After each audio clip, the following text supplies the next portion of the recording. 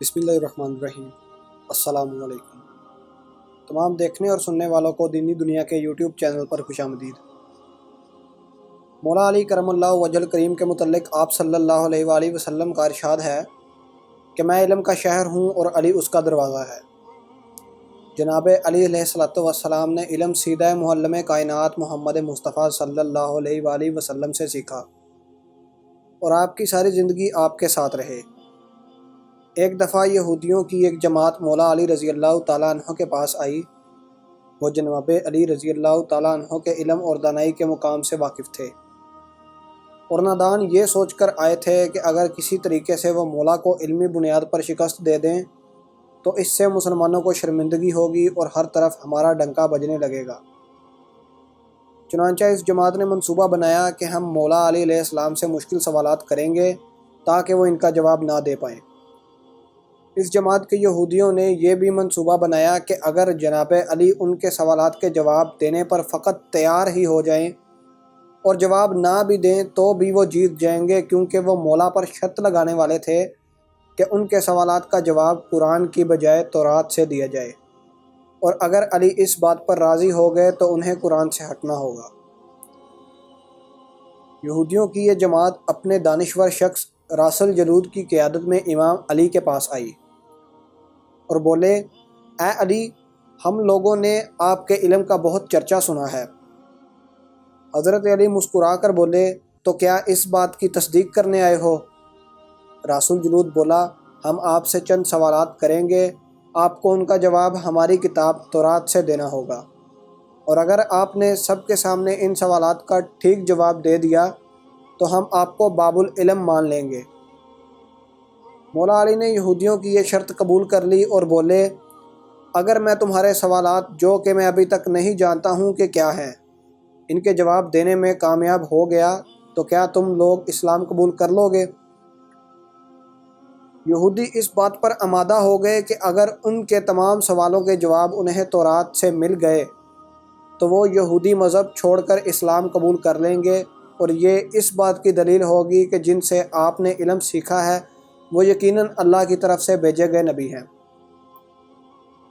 دونوں فرقوں میں معاملات طے ہو گئے اور سب لوگوں کو بلا لیا گیا۔ یہودیوں کی طرف سے راس الجلود چہرے پر فاتحانہ مسکراہٹ لے کر علی سے علم کے تکبر میں بولا، اے علی، اس ایسی چیز کا نام بتائیں جو خدا کے لیے نہیں ہے۔ یہودی یہ جانتے تھے کہ مسلمانوں کی کتاب میں درج ہے کہ ہر چیز خدا کے لیے ہے، اور اس بات کا جواب علی کے لیے دینا ناممکن ہوگا۔ مجمع میں بیٹھے تمام افراد سوچ میں ڈوب گئے کہ کائنات میں کوئی ایسی چیز بھی ہے جو خدا کے لیے نہ ہو۔ تب مولا علی نے بغیر کسی توقف کے فرمایا، تم جاننا چاہتے ہو وہ کون سی چیز ہے جو اللہ کے لیے نہیں ہے؟ تو اس کا جواب شرک ہے۔ اللہ ہر قسم کے شرک سے پاک ہے۔ تمام مجمع جو بیٹھا سن رہا تھا بے ساختہ واہ واہ کہہ اٹھا۔ تو راس الجلود نے دوسرا سوال کیا اور بولا، اے علی، یہ بتائیے کہ وہ کون سی جگہ ہے جہاں اللہ موجود نہیں ہے؟ مولا علی بولے، اللہ ہر جگہ موجود ہے۔ اس پر راس الجلود بولا، اس سوال کا جواب آپ ہمیں ہماری کتاب سے دیں۔ مولا علی نے فرمایا، کیا تمہاری کتاب میں یہ نہیں لکھا کہ موسیٰ علیہ السلام کے پاس ایک فرشتہ آیا، آپ نے اس سے پوچھا کہ وہ کہاں سے آیا ہے؟ تو اس نے جواب دیا کہ 7ویں آسمان سے آیا ہے۔ پھر ایک فرشتہ آیا اور اس سے پوچھا کہ وہ کہاں سے آیا ہے؟ تو وہ بولا کہ وہ زمین کی 7ویں گہرائی سے آیا ہے۔ موسیٰ علیہ السلام نے دونوں سے سوال کیا، تمہارے قریب وہاں کون تھا؟ تو وہ بولے، ہمارے قریب وہاں ہمارا رب تھا۔ پس معلوم ہوا کہ بلندیوں کی انتہا ہو یا پستی کی انتہا، رب ہر جگہ موجود ہوتا ہے۔ یہ جواب سن کر یہودی حیران رہ گئے۔ تب مولا نے فرمایا، پاک ہے وہ ذات جو کائنات کے ذرے ذرے میں ہے اور ہر چیز میرے رب کے قریب ہے۔ تیسرا سوال یہودیوں نے پوچھا، یا علی، یہ بتائیں وہ کون سی چیز ہے جو رب کے قریب نہیں ہے؟ مولا علی بولے، ظلم ایک ایسی چیز ہے جو میرے رب کے قریب نہیں ہے۔ تیسرا جواب ٹھیک ہونے پر راس الجلود تھوڑا پریشان ہوا اور اپنی حکمت عملی بدل کر علمی سوال کرنے کی بجائے مولا سے تاریخی سوال کیا اور بولا، اے علی، اس چشمے کا نام بتائیں جو زمین پر پہلی مرتبہ جاری ہوا۔ مولا علی بولے، اس چشمے کو چھوڑو، پہلے میں یہ نہ بتاؤں کہ تمہارے دل میں کیا ہے؟ اور تمہارے دل میں یہ ہے کہ وہ چشمہ بیت المقدس کی ایک چٹان کے نیچے ہے۔ رسول جلود کے منہ سے بے ساختہ ہاں نکلا تو مولا علی بولے، آج اپنی اصلاح کر لو، کیونکہ زمین پر بہنے والا پہلا چشمہ وہ نہیں ہے جسے تم سمجھتے ہو، بلکہ زمین پر بہنے والا پہلا چشمہ وہ ہے جس سے حضرت خضر نے پانی پیا تھا، اور اسے آب حیات جاری ہے۔ یہودیوں نے اس جواب کے بعد ایک اور تاریخی سوال کیا اور بولے، یہ بتائیں وہ کون سا پہلا پتھر ہے جو آسمان سے زمین پر اتارا گیا؟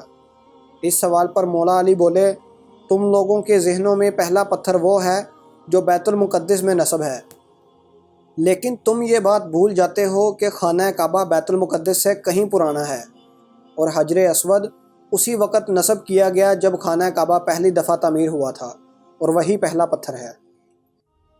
یہودی آپ کے جوابات سن کر ہمت نہ کر سکے کہ انہیں غلط قرار دیں، کیونکہ آپ ان کے جوابات انتہائی دلیل کے ساتھ دے رہے تھے اور ان کی اصلاح بھی کرتے جا رہے تھے۔ تب ان کی رہنما نے ایک اور مشکل سوال کیا اور بولے، یہ بتائیں وہ کون سی چیزیں ہیں جو مسلسل کم اور زیادہ ہو رہی ہیں؟ مولا علی بغیر کسی توقف کے بولے، تم اپنے ماہ و سال غور نہیں کرتے کہ ہر دن اور رات آنے والے دن اور رات سے پہلے مسلسل کم ہوتی ہے اور پھر مسلسل زیادہ؟ رسول جلود نے اس پر ایک اور سوال پوچھا، بولا، زندہ رہنے کی پہچان سانس لینا ہے۔ کیا کائنات میں کوئی چیز ایسی بھی ہے جو سانس لیتی ہے مگر زندہ نہیں؟ حضرت علی نے فرمایا، جانتے ہو نا، کتاب میں لکھا ہے کہ صبح جب نکلتی ہے تو سانس لیتی ہے، حالانکہ صبح کے پاس نہ روح ہے اور نہ جان۔ یہ سن کر وہ جلدی جلدی بولا، اچھا یہ بتائیں زمین کا کون سا حصہ ہے جہاں سورج کی کرنیں ساری زندگی میں صرف ایک دفعہ پڑیں اور پھر کبھی نہیں پڑیں؟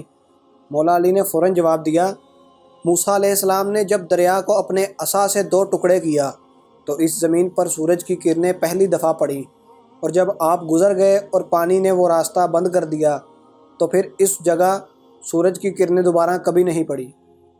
اگلا سوال یہودیوں نے یہ کیا، بولے، یا علی، یہ بتائیں وہ کون سی 2 چیزیں ہیں جو ہمیشہ غائب رہتی ہیں، اور وہ کون سی 2 چیزیں ہیں جو ہمیشہ حاضر رہتی ہیں؟ مولا بولے، آسمان اور زمین کی طرف دیکھو، وہ دونوں تمہیں کبھی غائب نظر نہیں آئیں گے، وہ دونوں ہمیشہ حاضر رہتے ہیں۔ اور موت اور زندگی کو ڈھونڈو تو تم دونوں کو غائب پاؤ گے، اور تمہارے پاس ان کا کوئی پتہ نہیں ہے۔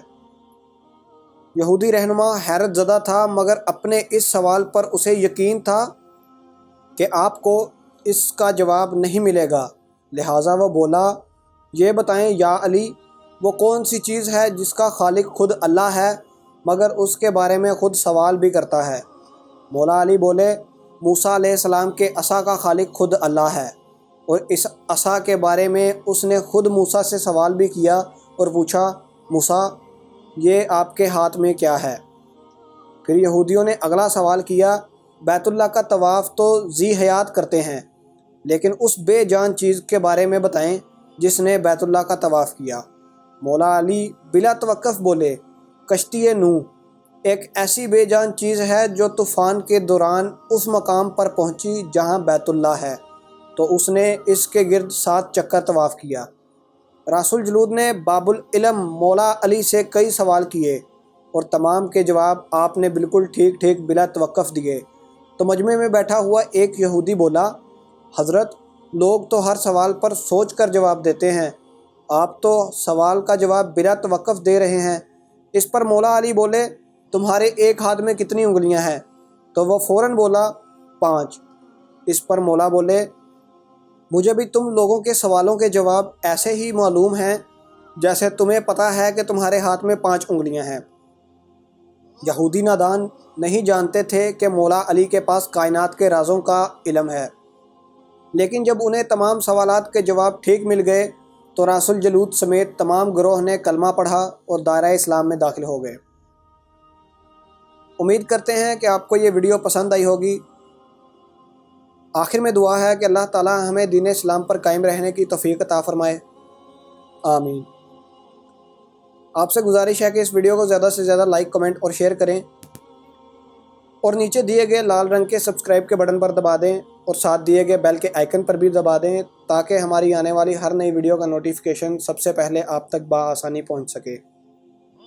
اب آپ سے ملیں گے ایک نئی ویڈیو میں، ابھی کے لیے دیں اجازت، اللہ حافظ۔